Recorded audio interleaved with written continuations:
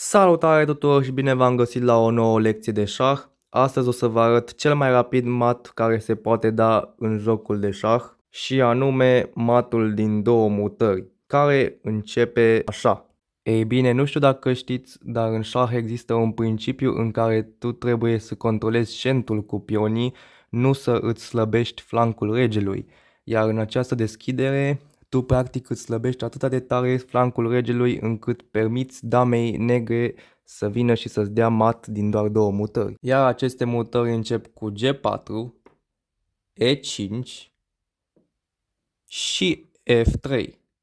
După cum observați, am slăbit flancul regelui complet, iar aceasta îmi permite să duc dama 4 pătrățele pe diagonală și să închei jocul imediat cu șah mat.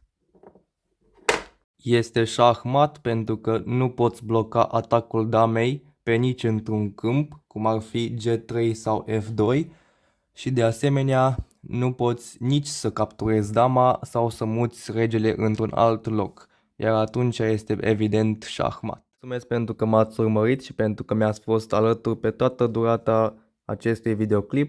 Nu uitați să vă abonați și să apreciați videoclipul dacă mai vreți și alte lecții de asemenea. Și noi ne auzim pe data viitoare. Pa, pa!